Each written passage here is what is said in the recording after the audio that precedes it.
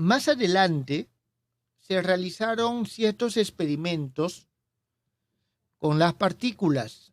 En 1911 hay experimentos de dispersión de partículas. Los famosos experimentos de Rutherford y otros. Estos experimentos de dispersión de partículas dan evidencias de que en el átomo hay una carga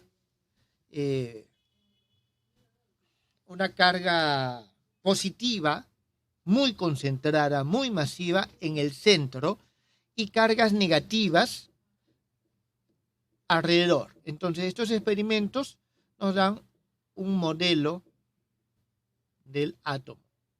El modelo de Rutherford, ¿está claro? Entonces, vamos a escribirlo mejor así. Modelo planetario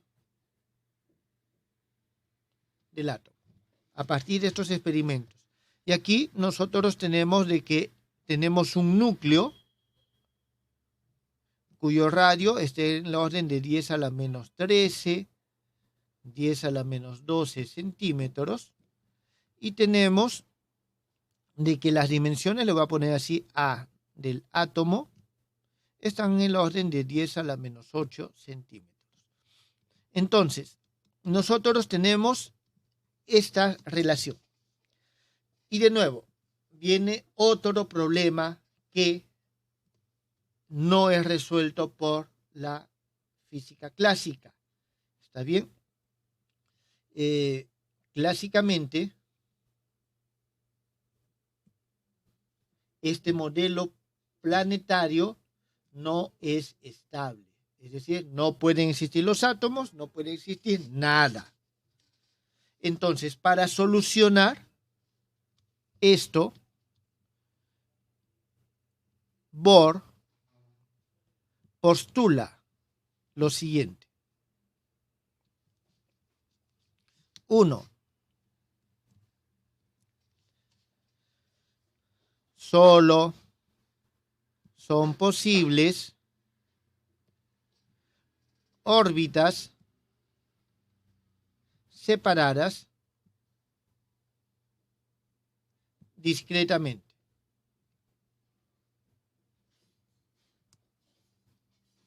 Profesor, Sí, una pregunta. Dígame. Ahí cuando pone radio del núcleo, ¿están en el orden de centímetros? 10 a la menos 12, 10 a la menos 13 centímetros. Pero el radio es más pequeño, ¿no estaría en el orden de nanómetros? ¿Cuánto es un nanómetro? 10 a la menos 9. ¿Qué?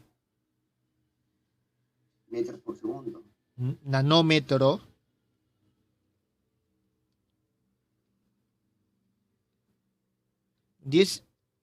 Un nanómetro es 10 a la menos 9 metros, significa que es 10 a la menos 11 centímetros. Ah, ok, profesor. Disculpa. Ok. Entonces, lo que Bohr dice es que solo son posibles órbitas en las cuales, discretas, en las cuales el electrón no emite ondas electromagnéticas. Sí, dígame. A mí no me quedó claro el semestre pasado, me dio una opinión, profesor.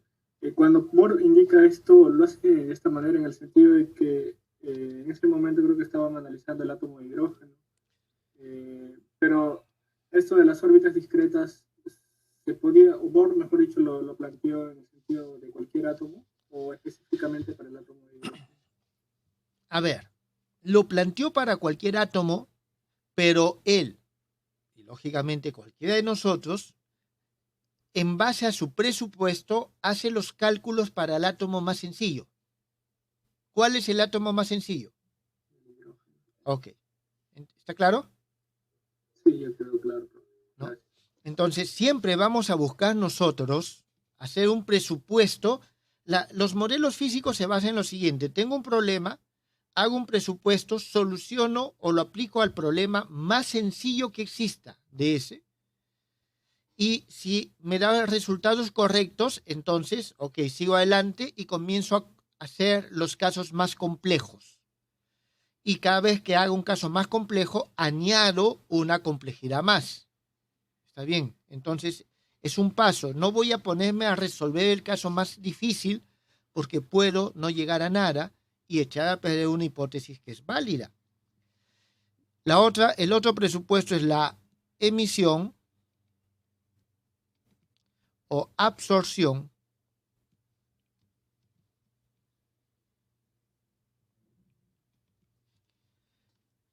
se da de energía, ¿no? De energía se da al pasar de una órbita a otra. Y se da en cuantos de energía. Es decir, vuelve a utilizar el presupuesto de Planck. Esto es en 1913. En 1913. ¿Cuáles son estos cuantos de energía? Entonces, lo que nos dice Bohr es lo siguiente. Un cuanto de energía es la diferencia que existe entre dos niveles energéticos del átomo. Entonces, esta es la energía absorbida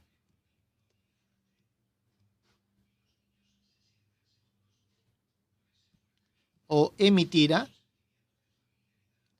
y estos son los niveles, o en todo caso voy a ponerlo mejor así, energía de las órbitas atómicas. Entonces, uno, plantea de que la estabilidad es posible porque existen niveles en los cuales los electrones pueden, digamos, estar orbitando, pero no emitir. Y lo segundo es, si paso de una órbita a otra, emito en esta magnitud. Entonces, estos son los dos postulados de Bohr. A partir de estos,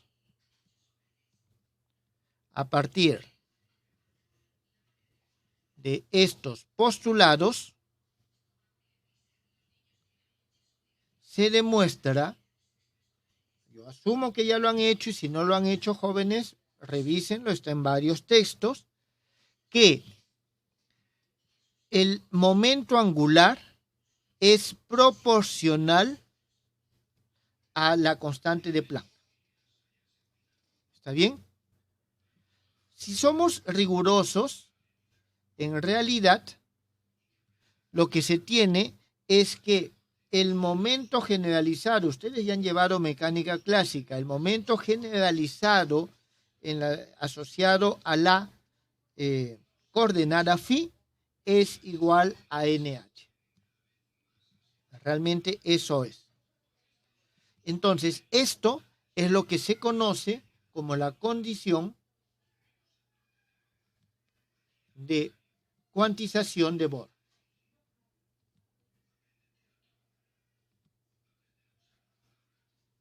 Es decir, muchas veces cuando se hace la física moderna o la mecánica cuántica, se comienza por acá. Bohr plantea su condición de cuantización y de ahí sale todo lo demás. Pero esta condición de cuantización viene de estos dos presupuestos. ¿Está claro? Entonces, aquí nosotros estamos diciendo lo siguiente, de que el paso de un electrón de un nivel a otro tiene también este factor energético consigo. Entonces todavía no nos dice nada. El por qué esto es así todavía no está explicado. Al igual que Planck, él simplemente plantea una opción que permite solucionar un problema. Y esto justamente le permite a Bohr calcular la constante de Rayleigh para las series y explicar las series de Balmer, de Lightman, en general, en los espectros atómicos. Entonces, con este presupuesto, Bohr plantea o soluciona el problema de estabilidad y explica los espectros atómicos que venían desde finales del siglo XIX. Entonces ya tenemos un modelo que funciona. Y volviendo a la pregunta de su compañero, para el átomo de hidrógeno, porque estas series espectrales del átomo de hidrógeno son justamente lo que se quería resolver. Entonces tengo un postulado, lo aplico a un modelo en el cual tengo resultados que explicar y me dan resultados. Después de eso puedo ampliarlo a otros conceptos. ¿Alguna pregunta, jóvenes, al respecto? Profe, creo que allí hay 2 E sub n. Gracias. M. Tienen que ser distintos. Disculpe, ahí dice en realidad el momento el momento asociado a phi. Es un phi. Ya. Uh-huh. ¿Phi es una función de onda? No, phi es la coordenada phi en coordenadas esféricas. Ya. Profe. Sí, dígame. Le iba a preguntar, ¿hay alguna diferencia importante entre el momentum angular y el momento generalizado correspondiente a esta coordenada phi?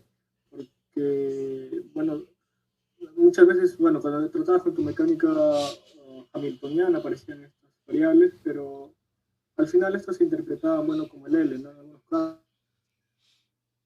No, es decir, cuando se trabajan en estas coordenadas esféricas, estas vienen a ser una integral de movimiento porque su derivada es constante y es el momento angular, y eso nos caracteriza, sobre todo en el movimiento plano, nos caracteriza una orientación. Por favor, ¿puede apagar su micrófono si no va a hacer preguntas? No. Nos caracteriza entonces tiene cierta característica. O sea, esto se da para el movimiento plano, que es constante cuando se considera integral de movimiento. Y ahí esto es igual al momento angular. ¿Está bien?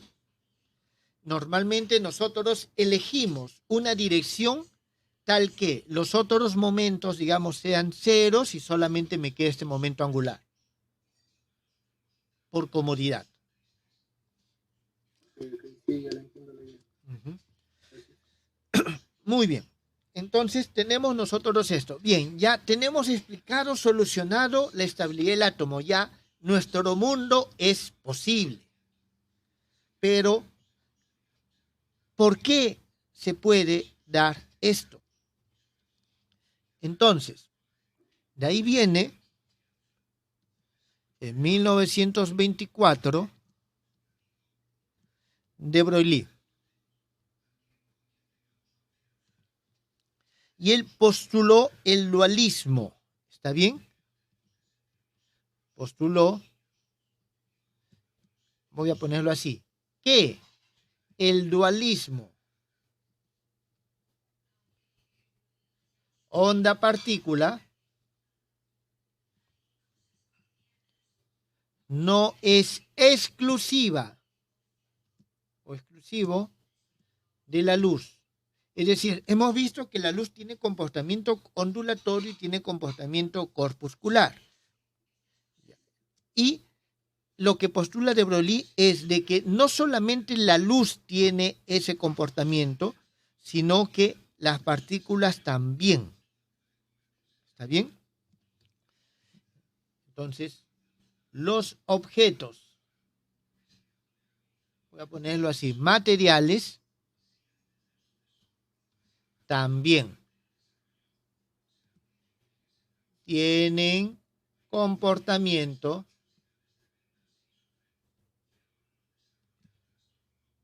dual. Entonces, él lo que dice es lo siguiente. Si tengo una partícula que tiene energía E y lo divido entre la constante de Planck, el h bar, lo que esto nos va a dar es la frecuencia asociada a la partícula. Y si hago lo mismo con el momento, lo divido sobre la constante de Planck, obtengo el número de onda asociado a la partícula. Entonces, frecuencia asociada a la partícula, y voy a copiarlo esto, y este es el número de onda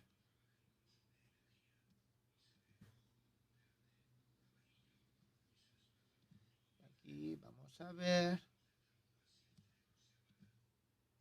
asociado a la partícula. Entonces nosotros tenemos que Planck plantea, o de Broglie, disculpen, plantea de que también tiene esa explicación. Entonces, lo que dice es que la energía es igual a H por omega, y aquí tenemos que la frecuencia o ¿cómo se llama esto? El momento es igual a 2pi h sobre lambda. Aquí, entonces, asocia la energía con la frecuencia y el momento con la longitud de onda. ¿Está bien? El momento con la longitud de onda. Los experimentos de difracción de los haces de electrones permitieron explicar justamente este comportamiento. Esto, jóvenes, ¿está claro? Profesor, tenía una pregunta, una aclaración. Sí. La hipótesis de Broglie, cuando dice objetos materiales, ¿se refiere a objetos con masa? Sí, sí, con masa. Objetos con masa. Sí, porque me pareció algo curioso un poco por el aspecto de la luz. Bueno, la luz no tiene masa. Okay, bueno. Pero ¿qué tal si habría algún otro intermediario? Por ejemplo, digamos el gravitón. Ahí no se le aplicaría esta otra naturaleza de partícula o de onda en este caso. En primer lugar, estamos en 1924 y el gravitón no existe. Claro, pero en la actualidad tengo entendido que la teoría cuántica la aplicamos de cierta forma. Entonces, ¿cómo lo entendemos? Ya, pero lo que estoy diciendo son los inicios de la mecánica cuántica. Todo esto ha avanzado y ha cambiado. ¿Está bien? Okay. Es decir, tiene un trasfondo mucho más amplio, que es justamente el motivo del curso, o al menos la parte inicial. Ya cuando hablamos de gravitón estamos hablando de teoría cuántica de campos. Entonces muchos de estos conceptos han avanzado bastante. ¿Está bien? Okay. Entiendo. Entonces, esto lo que plantea en términos generales, o una de las explicaciones que se podría dar, es de que imaginemos de que tenemos un electrón que está dando vueltas, ¿está bien? Esta es la órbita. Entonces lo que dice Planck es de que esto es como una onda que está oscilando alrededor, ¿está bien? Pero la única posibilidad que hay es de que las oscilaciones sean un número entero, tenga un número entero de oscilaciones. Entonces, por eso es de que hay ese elemento, el 2pi justamente nos caracteriza. La longitud de onda es un número, es un número entero de longitudes de onda, esta longitud que está oscilando. ¿Está bien? Entonces, esa es un poco la explicación de Broglie al comportamiento. Es decir, de Broglie plantea que la hipótesis de Bohr es posible solamente porque hay las partículas, los cuerpos materiales, como bien lo ha precisado su compañero, tienen un comportamiento ondulatorio. Y ese comportamiento ondulatorio justamente es el que nos lleva a esas relaciones. Entonces, esas son las premisas fundamentales de la mecánica cuántica tal como la conocemos ahora. ¿Tienen alguna pregunta, jóvenes? Profesor, en primer postulado, cuando dice que que el electrón al girar no emite ondas electromagnéticas, choca con la teoría clásica. O sea, ¿cómo lo interpretaron en ese momento? O sea, justamente ese es el postulado. Existe un comportamiento que todavía no sabemos cuál es su origen, que permite que los electrones giren en órbitas sin emitir radiación. Y estas órbitas son tales que, al pasar de una órbita a la otra, hay una emisión de un valor concreto de energía, el cual está asociada a una frecuencia de emisión de la luz, de los espectros luminosos.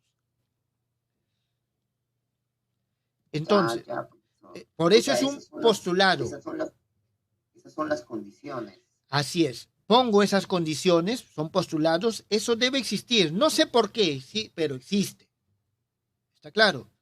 Entonces, pongo esa premisa y comienzo a hacer los cálculos.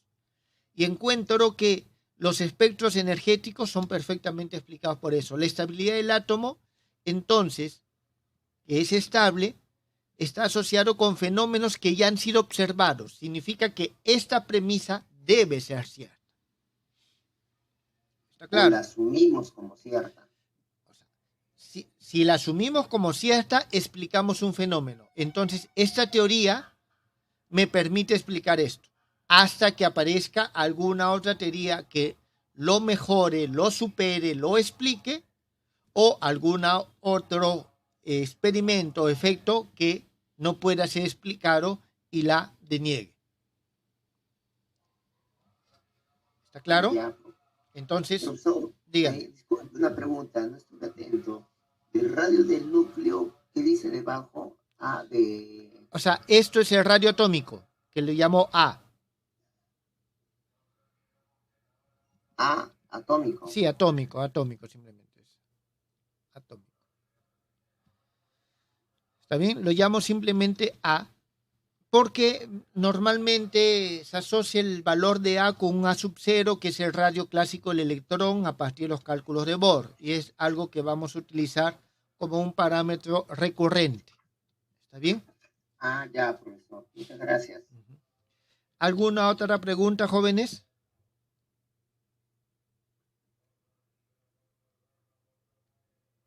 Muy bien, jóvenes. Si no hay más preguntas, ahí quedamos el día de hoy.